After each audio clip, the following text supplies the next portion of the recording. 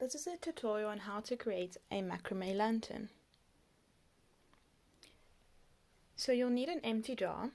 This jar I've bought from IKEA because I liked it because it's got quite a big neck, so I can fit my whole hand inside quite easily.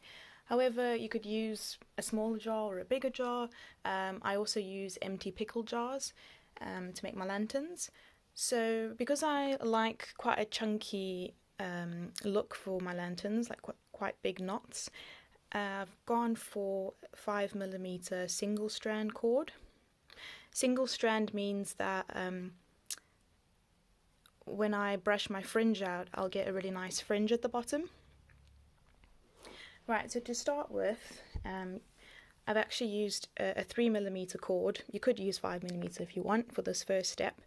And I've just measured the distance around the circumference, and I've left quite a bit of cord on the ends. And I'm going to use this to attach all the cords that are going to actually make up my lantern. So I'm just going to attach this onto the jar quite loosely because I want to be able to attach all the cords without too much struggle. So I've just created a loose knot. And now for my jar, it's 15 centimeters in height. So I'm going to go for about each cord that I'm going to attach. I'm going to cut at 90 centimeters in length, which is about 6 times the length of the jar. So whatever length jar you're using, multiplied by 6, and that's the length of the cord that should work well for you. So I'm going with 90 centimeters, and because I've made my lantern before, I know that I'm going to need to attach 24 cords in order to fill up the neck of the jar. So I'm taking my first cord at 90 centimeters and I'm folding it in half and then attach it to the cord that I put before. And now when I'm tightening my knot, just make sure that the two ends are even before you pull and tighten it, because you don't want to end up with cords that are uneven on the left and right side, because then your fringe might be too short in some places. So just make sure when you attach it, check the ends and they should be equal distance. Right, so I'm going to attach 24 cords, which I've done already, so I'm just going to bring this in. Okay, and now my neck is obviously a bit loose, so I'm going to tighten this. So I'm going to loosen my knot. And now I would recommend tightening the neck, but tying an easily removable knot, such as this bow knot, just because while you're doing your next row, which is going to be this row of vertical half-hitch knots, you might realize that you've attached too few or too many of these cords. So if you create a flexible knot, you can quite easily unloosen this. You can loosen this and attach more or remove cords if you need to. Because I know that mine is exactly 24 cords because I've made this before, I am going to tighten this with a proper knot, just a double knot. Okay. And I'm just going to cut these, but leave a little bit of excess on there. And these excess cords are going to be hidden underneath, so you won't see them anymore once you create these next row of vertical half-hitch knots.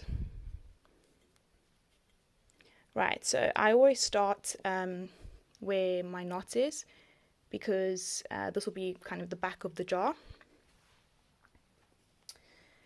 So what I'm going to do now is take a 3mm cord. Again, you could use 5mm if you want, and I'm just going to measure around the neck with a bit of excess as I did before.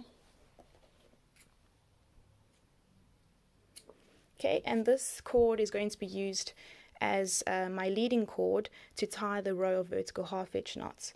So I'm going to put the cord with a bit of excess and take the first cord that's attached, and I'm going to go So I've put that cord, the leader, on top. I'm going to take the first cord and go over and through this loop. Okay, so the first one's going to be a bit tricky. I'm going to roll that up, and it's quite loose. It's not really holding on very well, but we'll tighten it in a bit. So I'm just going to do the same thing. I'm going to take the cord and go over and then through the loop.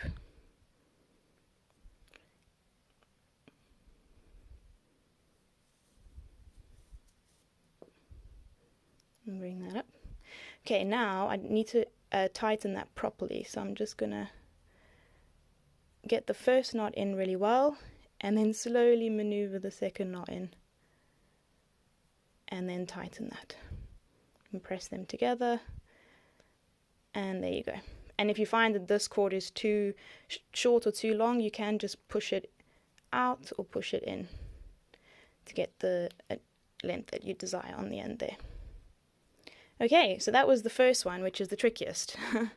And now we're just going to keep tying vertical half hitch knots.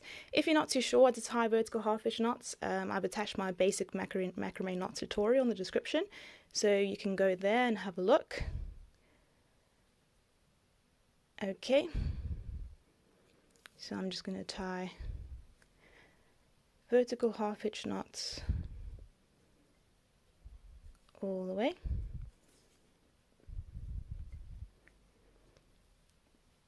And I'm just going to keep going till I get to the other side. Okay, I've tied the vertical half hitch knots all around. I've just got one left to do, so I'm going to show you how to finish these off, finish this row off. So again, just tying vertical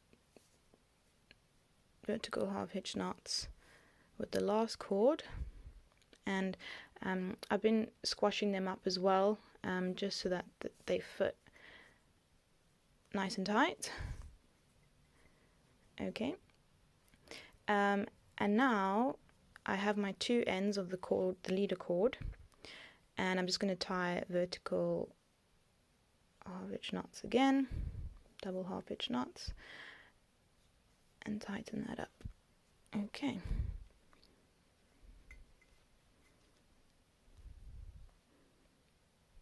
Right, and now I'm just going to cut these cords, and I'm going to leave a little bit again. We're going to hide them underneath a square knot that we're about to tie. Okay, now on this jar I've used 3 rows, so if you want, you can just cut another leader cord and do the exact same thing we just did here if you want to create more rows. But for this jar I'm just going to create 1 row of vertical double half hitch knots, and now I'm going to create my first row of square knots. So I like to create my first square knot in the middle of where my back messiness is, just to hide that.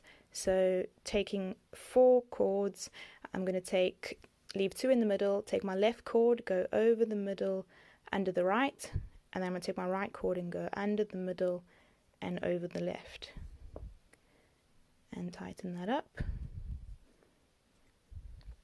And then I'm going to take my right cord and go over the middle, under the left, and take my left cord going under the middle, over the right, tying a square knot.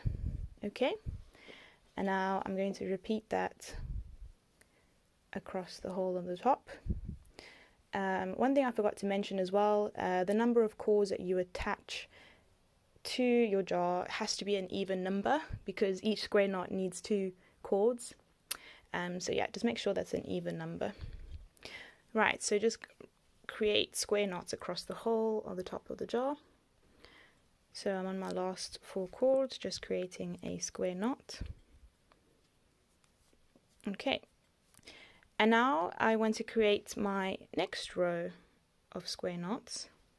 So what I'm going to do is take 2 square knots, and I'm going to take the outer right from one and the outer left from the other. So I've got 4 cords again, and I'm just going to create a square knot here. And you can decide if you want to make these a bit further down or a bit further up, depending on how much of a gap you want in between the square knots. I like to create a diamond shape. That's what I aim for when I create my square knots. So I'm going to create a square knot here and just try and get a diamond shape. So I'm just going to tug on my chords until I've got what I feel like looks like a diamond enough shape. Okay, and then I'm going to move on to my next 4 chords and just do the same.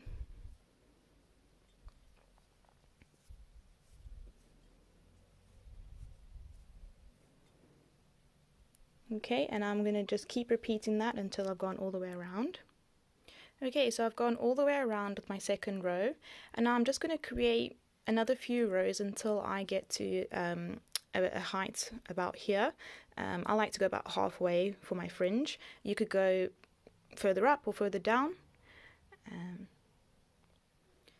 Okay, so I've gone for 1, 2, 3, 4, 5 rows of square knots, and I feel like that for me is perfect height for my fringe.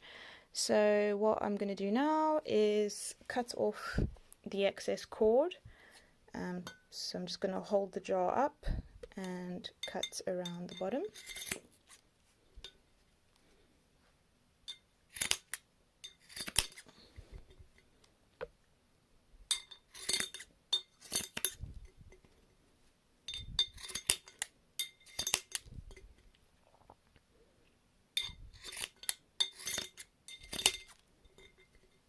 Okay. And now I could leave it looking a bit scraggly looking, but I prefer a cute fringe. So for brushing out the fringe, this is actually a cat brush that I use for macrame, but you could use any type of hairbrush really. So now I'm gonna just brush out the individual chords. Sorry, one other thing as well, it is just quite good to go onto each square knot at the end and make sure you've tightened it really well before you start brushing it out, because you don't want those square knots to come loose over time. So just brushing out very gently.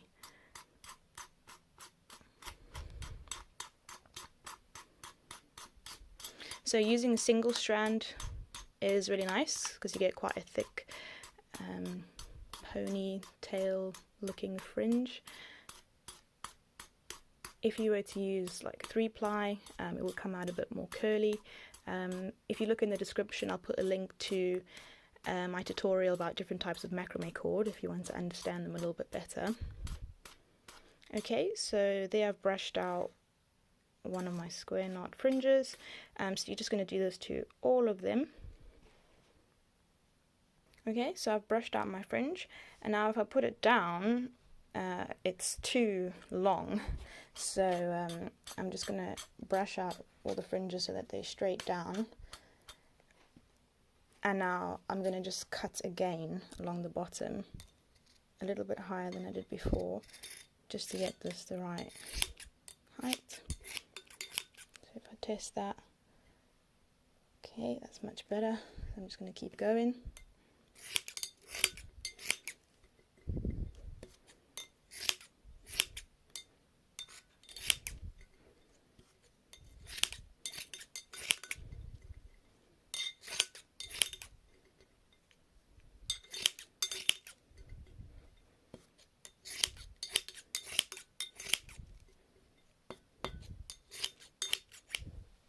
Okay,